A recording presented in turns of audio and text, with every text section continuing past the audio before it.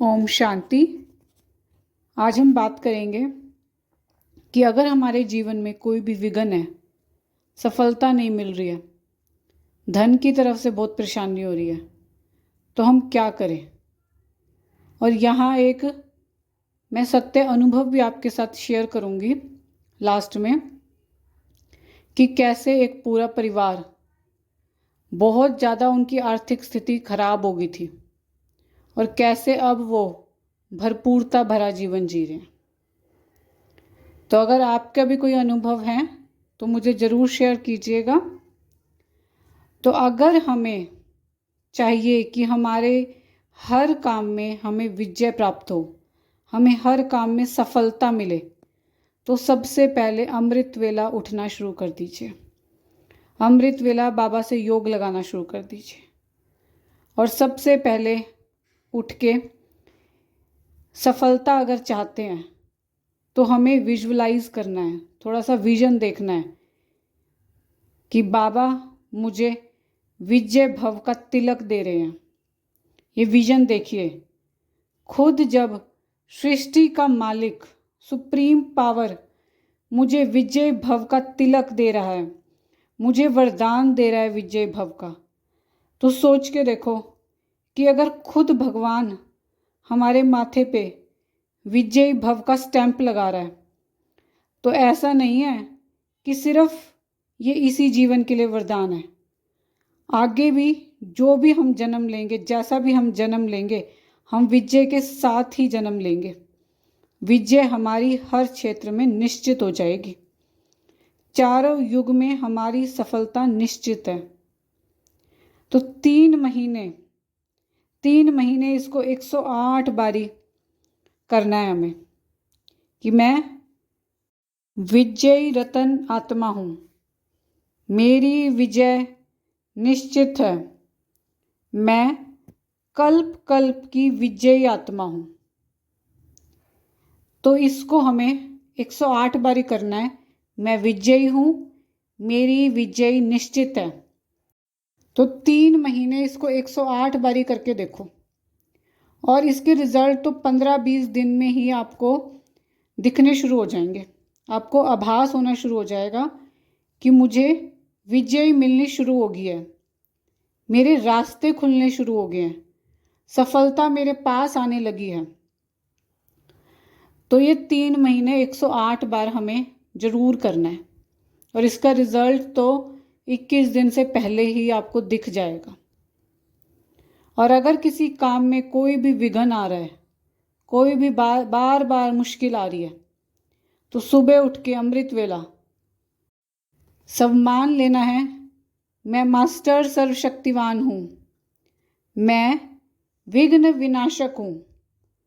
और छोटा सा एक विजन भी देखो कि बाबा मेरे कान में बोल रहे हैं, बच्चा तू मास्टर सर्वशक्तिमान है, तू विघ्न विनाशक है। तुम्हारे जहाँ कदम पड़ेंगे, तुम्हारी जहाँ नज़र पड़ेगी, वहाँ के सभी विघ्न नष्ट हो जाएंगे। तुम विघ्न विनाशक हो। तो इस सम्मान को पूरे दिन 108 बारी लेना है कि मैं मास्टर सर्वशक्तिवान हूँ, मैं विघ्न विनाशक हूँ। मेरे पास वो एनर्जी, वो शक्ति है कि मैं जहाँ मेरी नज़र पड़ेगी, जहाँ मेरी दृष्टि पड़ेगी, जहाँ भी मेरे कदम पड़ेंगे, वहाँ के सारे विघ्न नष्ट हो जाएंगे और मेरा पूरा जीवन निर्विघ्न है। तो 108 बार इसको करना है और आप देखना आपके विघ्न समाप्त होने शुरू हो जाएंगे। देखो, असर उतना ही होगा जितना आप विश्वास से, आस्था से करोगे। क्योंकि अगर ऐसा संकल्प आ रहा है कि मैं कर तो रही हूँ पर पता नहीं ये काम कर भी रहा है नहीं, तो कोई डाउट नहीं लाना है और सिर्फ मन में ये पावरफुल संकल्प करना है कि 100% होगा। हमारा संकल्प पॉजिटिव और पावरफुल होना चाहिए। पॉजिटिव संकल्प तो ये हो गया कि मैं मास्टर सर्वशक्तिमान हूँ, मैं विघ्न विनाशक हूँ। और पावरफुल थॉट ये रखना है कि ये 100% मुझे सफलता दिलाएगा ही दिलाएगा। मैं सफल हुई पड़ी हूँ। और कई बार क्या होता है कि हमारा आत्माओं के साथ बहुत ज़्यादा हिसाब किताब होता है, तो उस वजह से भी बहुत विघ्न आते हैं। तो उसके लिए भी अमृत वेला सुबह बाबा के आगे बैठकर पूरे दिल से, पूरे अपनी हृदय की गहराई से बाबा से क्षमा याचना करनी है कि बाबा, जो भी मेरे इस जन्म की कोई भी भूल चूक हुई है या कोई पूर्व जन्म में कोई भी भूल चूक हुई है मुझसे, सभी के लिए मैं क्षमा याचना करती हूँ। उन सारी आत्माओं से मैं क्षमा मांगती हूँ। और ये हमें अमृत वेला ही करना है, क्योंकि उस समय बाबा सिर्फ देने के लिए बैठा है और बाबा वचनबद्ध है। दोनों हाथों से बाबा बांट रहा है उस समय। तो जितना हम लूट सकते हैं लूट लो, जितना अपना भाग्य बना सकते हैं बना लो। तो अगर उस बात के लिए क्षमा मिल जाएगी तो साथ में ये भी याद रखना कि आगे से हमें कोई गलती नहीं करनी, दोबारा दोहराना नहीं है उसको, कि हमने एक बार तो क्षमा मांग ली और दोबारा फिर हम उसको दोहरा रहे हैं। और उन सभी आत्माओं को जिन्होंने मुझे कष्ट दिया है, बहुत गलत बोला है, बहुत बुरे वचन मुझसे बोले हैं, उन सभी आत्माओं को क्षमादान दे दो। जिसने भी गलत किया है, गलत बोला है, बहुत दुख दिया है, उनको क्षमादान दे दो, क्योंकि जो हम देंगे वही हमें मिलेगा। अगर हम पहले सभी आत्माओं से क्षमा मांग लेंगे, उनको बहुत सारी ढेर सारी दुआएं दे देंगे, तो बाबा भी हमें माफ़ कर देगा और हमें भी बाबा से खूब ब्लेसिंग मिलेंगी। ठीक है। और हमारे रास्ते भी बहुत जल्दी खुलने शुरू हो जाएंगे, क्योंकि हमारी जितनी शुद्ध भावना होगी सामने वाले के प्रति, तो उतना ही जल्दी उससे असर हमें दिखने को मिलेगा। और अगर आपका कोई दुश्मन भी होगा ना, वो भी दोस्त बन जाएगा। तो अमृत वेला हम बाबा से कुछ भी पा सकते हैं, बहुत सारे वरदान ले सकते हैं, शक्तियाँ ले सकते हैं, सिद्धियाँ ले सकते हैं, अपने आप को किसी भी तरह से हम भरपूर कर सकते हैं, हर तरीके से। तो एक बहुत सुंदर अनुभव है, वो मैं शेयर करूँगी आपके साथ। मैंने एक गीता दीदी की क्लास देखी थी, तो उसमें दीदी ने ये अनुभव शेयर किया हुआ था। बहुत सुंदर अनुभव है। तो दीदी बता रहे थे कि ये अनुभव एक सरदार जी का अनुभव है। वो सरदार जी ज्ञान में तो नहीं थे, पर बहुत सुंदर अनुभव है उनका, कि जैसे ही अमृत वेला उठना शुरू किया तो कैसे उनके जीवन में भरपूरता आ गई हर तरफ से। तो वो सरदार जी बहुत बड़े बिजनेसमैन थे। तो अचानक क्या हुआ, उनका बिजनेस जो है वो बिल्कुल नुकसान में चला गया, बिल्कुल ठप हो गया और वो रोड पे आ गए। ऐसी हालत हो गई थी उनकी। और इतनी बुरी हालत थी कि सारे जो घर बार सब कुछ उन्हें बेचना पड़ा और एक छोटे से घर में आके वो रहने लग गए। लेकिन उसके बाद भी हालत इतनी ख़राब हो गई कि खाने को अन्न नहीं रहा था, इतना हालत ख़राब हो गई थी। तो बहुत मुश्किल वाला समय से वो गुजर रहे थे।